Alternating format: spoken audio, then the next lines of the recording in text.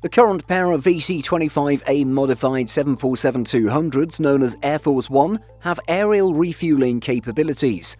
This allows the jumbo jets to receive fuel in flight from an aerial tanker.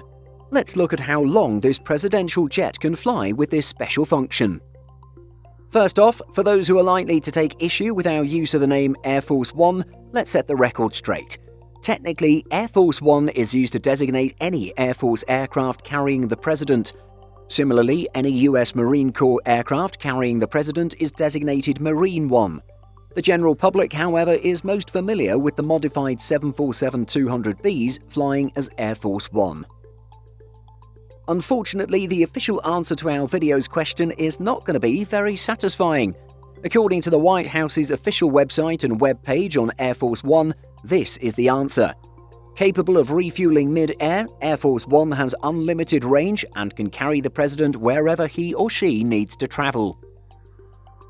It's a somewhat clearer answer if we take refueling out of the picture. Flugzeuginfo.net notes that the range of a Boeing 747-200 is 12,700 kilometers, equating to a maximum of around 14 hours of flight at cruising speed.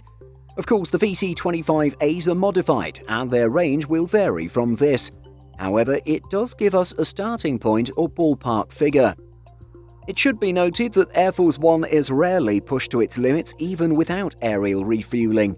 Some have even claimed that the VC-25As have never been refueled in flight whilst the president is on board.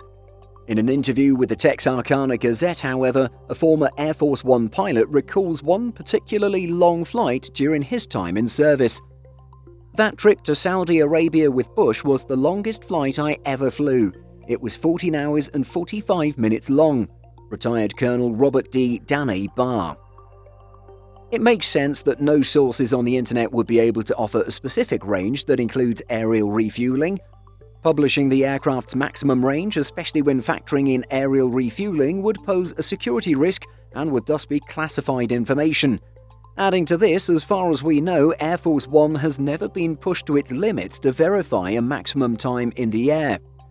Despite these factors, one contributor on an airliners.net forum offered an estimation of 3 days as the longest theoretical flight, saying that the limitation is engine lubrication. Another answer found on Quora echoes this by saying, quote, until the oil turns to sludge. Other contributors have also noted that water supplies for passengers on board may ultimately be the limiting factor when it really comes down to in-air endurance. Sorry we don't have a better answer for you.